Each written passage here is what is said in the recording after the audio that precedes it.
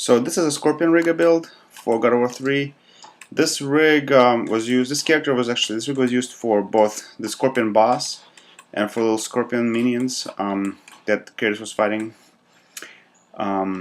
This rig was built from multiple pieces. So the tail and legs and arms were built from pre-designed, early pre-created rigging parts, and the back was also pre-built rigging parts. So really, this was just an assembly.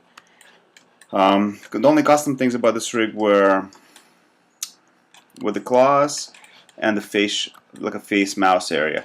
So I build, even though the legs were created specifically, were created from pre-built parts. This leg rig was actually built specifically for this character, and now we have it in our tool set, so it can be used for other things in the future. So this is I was working with Sean Gillia, the animator, and we decided to make a rig like that. After this rig was finished, we had a couple more iterations for this type of multi-joint rig.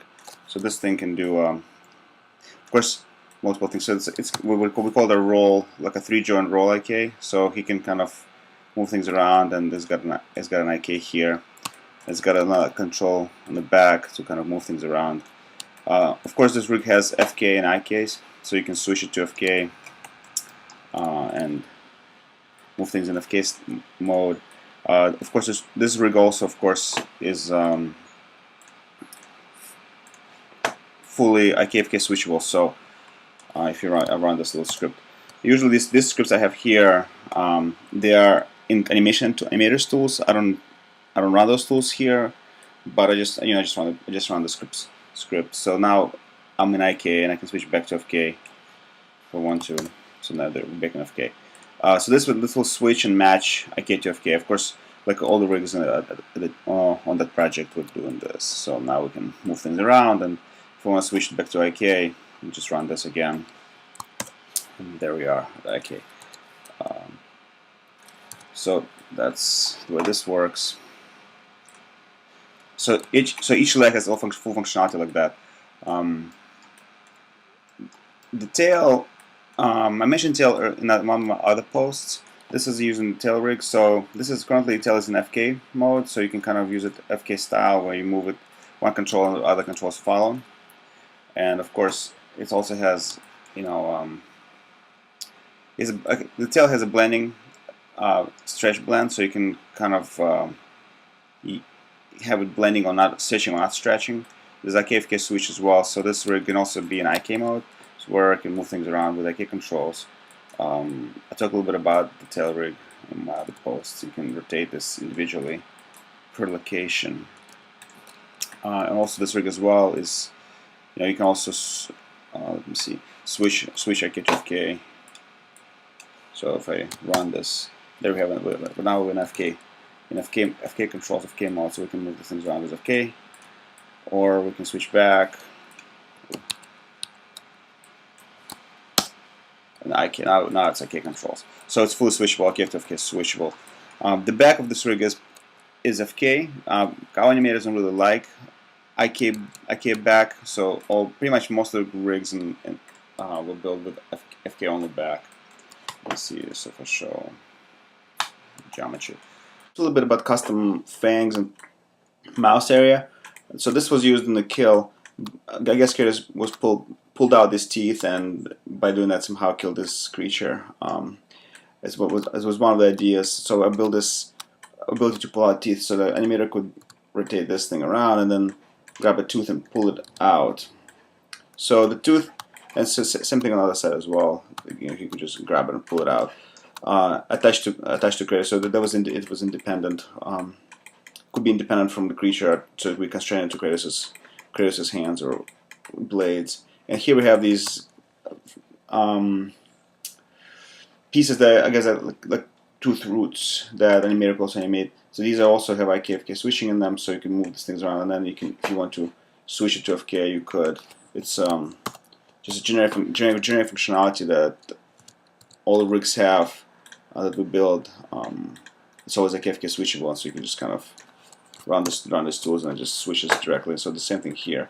And also the rigs, this rig supports, as a lot of rigs we have, supports parted mesh. So if I turn off the mesh and turn parted mesh, what this is, it's like fast performance, very lightweight mesh is simply just parented to the rig. So it's basically removes any skinned meshes from the viewport and improves the playback in Maya. So we have that as well. Main top node, so you can move things around, whatever.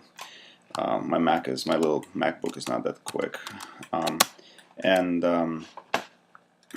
Here we have Scorpion top node. You know, rig is fully scalable, so just scale it back and forth, and it would go in the game just fine either way. So also a few things I want to talk about is just general organization of the rig. So you know, we have just a group, top group's name of the character. We have 3 groups for controls, joints, and mesh. Mesh is all the mesh here, and all the joints are here. You know, this is the main skeleton. Controls all here, nicely organized.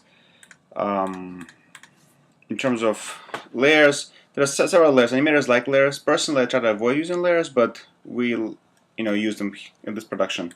So we have control layers and joints, full character off, and mesh. You can hide mesh.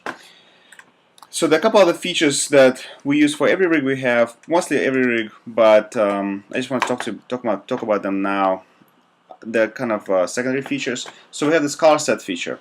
All controls for every rig is standardized in terms of colors. So the left side is blue, right side is red, and center is always yellow. Some of the main controls are just a black color.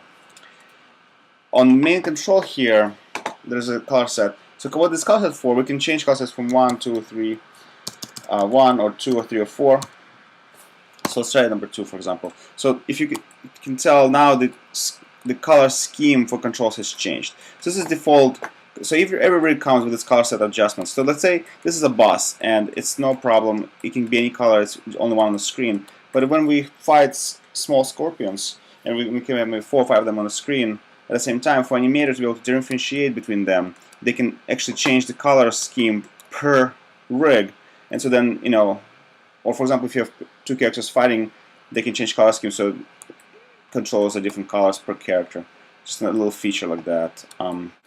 So also, I want to mention that all rigs, this rig in particular, but every rig is set up this way, has mirroring feature. So now we can mirror animation or mirror pose on any of the rigs.